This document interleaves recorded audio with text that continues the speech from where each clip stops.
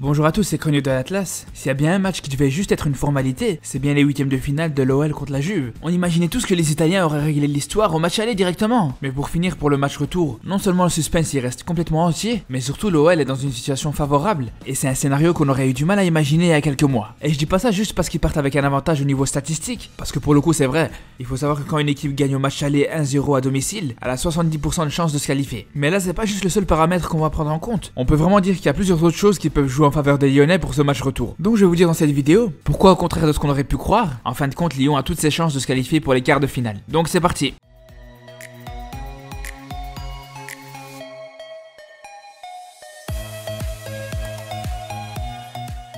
Déjà, on va être obligé de parler du résultat du match aller. C'est sûr que c'est un résultat qui peut que favoriser les Lyonnais, parce qu'ils arrivent au match retour dans un contexte où même une défaite 2-1 les qualifierait en quart de finale. Donc au-delà du fait qu'ils sont pas obligés de gagner sur ce match retour, ils peuvent même se permettre de perdre. Et dites-vous que si l'OL marque un seul but au Juventus Stadium, ça obligerait les Italiens à en marquer 3 pour espérer se qualifier. Donc là, bien sûr qu'on peut dire que c'est un avantage pour l'OL. Après, c'est vrai que les Bianconeri ont l'habitude de faire des résultats défavorables au match aller et d'inverser la tendance au match retour à domicile. Mais là, pour le coup, on est dans un contexte différent, parce que les Italiens pourront pas compter sur l'appui de leurs supporters, contrairement à d'habitude. Donc ça va pas leur faciliter les choses pour pousser et mettre la pression sur les Lyonnais. Et surtout, on va pas se mentir, cette équipe de la Juve, même si elle est largement plus forte que l'Olympique Lyonnais, ça y a absolument aucun doute là-dessus. On sait tous que ces deux équipes sont à des années-lumière l'une de l'autre, que ce soit en termes d'histoire, de l'effectif actuel des joueurs ou même de l'entraîneur. Mais il faut savoir que les Bianconeri sont pas du tout infaillibles, et loin de là. D'ailleurs, depuis la reprise du championnat italien au mois de juin, la Juve a gagné seulement 6 matchs sur 14. Et sur les 10 derniers matchs, il y a seulement qu'une seule fois où ils n'ont pas encaissé de but. Et encore plus loin, ils ont seulement gagné 2 de leurs 8 derniers matchs. Donc c'est sûr qu'ils sont très loin d'être complètement inarrêtables. D'ailleurs, à la fin du championnat, ils ont été champions avec un seul point d'avance sur l'Inter et 5 sur l'Atalanta ou la Lazio. Et ça fait 19 ans que le champion d'Italie a gagné avec un écart aussi petit. Mais ce qui est plus flagrant, c'est la fragilité inhabituelle des Turinois. Cette année, ils ont perdu énormément de matchs pour un champion. Et c'est pas forcément contre des équipes plus fortes que l'OL.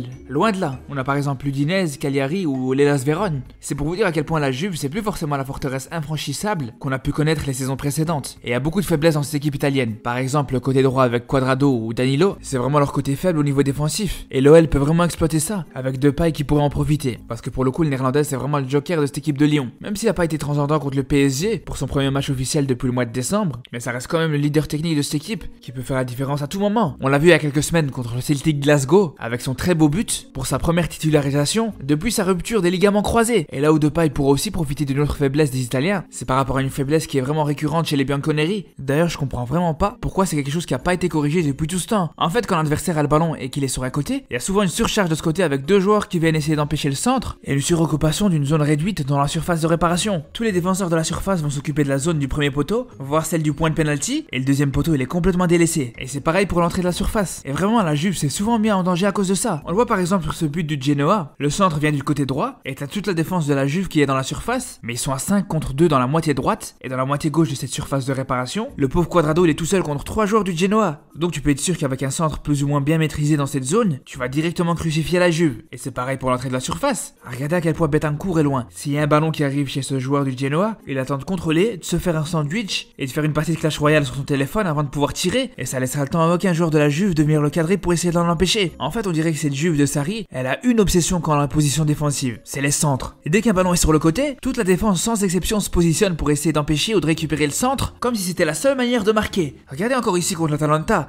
Toute la défense elle est dans la surface, et comme d'habitude il y a 2 joueurs pour essayer de cadrer le centreur. Et là tu peux être sûr que Malinowski, le milieu de l'Atalanta, il en demande pas mieux pour marquer son but. Et quand je dis que la Juve est obsédée par cette phobie de se prendre un but sur un centre, on voit pas ça juste chez la défense, mais aussi chez le gardien carrément. Sérieusement, à chaque fois qu'il y a un joueur qui est excentré à l'intérieur de la surface, Szczesny est complètement focalisé sur le fait qu'il puisse revenir en retrait. Il va plus vouloir essayer d'empêcher ou d'intercepter le centre plutôt que de fermer son but. Et c'est la base pour un gardien. Pourtant le Polonais a pris au moins 2 buts comme ça sur les dernières semaines. Donc 3 choses à retenir pour l'OL: tenter des centres au deuxième poteau, jouer sur un bon frappeur comme Memphis ou Aouar en position de récup, et pas hésiter à surprendre le gardien en essayant de marquer à la place d'essayer de jouer en retrait. Mais attention, avoir toutes les chances de te qualifier, ça veut pas dire forcément que t'es favori et que t'es sûr et certain que tu vas te qualifier. Faut pas oublier qu'une grande équipe reste une grande équipe, même si tu vois qu'elle est un peu moins en forme. Il faut jamais enterrer une grande équipe, parce qu'il y aura toujours l'histoire du club, son palmarès, son expérience et tout. Mais je dis juste que l'Olympique Lyonnais a toutes ses chances et qu'on est vraiment sur un 50-50 contrairement à ce qu'on aurait pu prévoir il y a quelques mois, parce qu'à l'époque on pensait tous que l'OL avait aucune chance. Et le but de cette vidéo c'est vraiment de partager mon point de vue en vous montrant à quel point les Lyonnais ont une chance qu'ils doivent surtout pas gâcher pour espérer retrouver un quart de finale de Ligue des Champions. Et d'un autre côté on n'a pas besoin de revenir sur les chances qu'a la Juve de passer, bien sûr que ce soit par rapport à la forme de CR7 qui est vraiment efficace en ce moment, le fait que l'OL manque de rythme vu qu'ils ont seulement joué un match officiel depuis le mois de mars, et surtout la faiblesse de l'effectif de Lyon par rapport à celle de la Juve. Donc on attend avec impatience de voir si les Lyonnais vont réussir à créer cet exploit. Après je vous préviens, je sais pas encore si je vais faire l'analyse d'après match parce que ça tombera en même temps que City Real, donc ça risque d'être compliqué, mais bon après on verra. Dans tous les cas n'hésitez pas à vous abonner et surtout prenez soin de vous.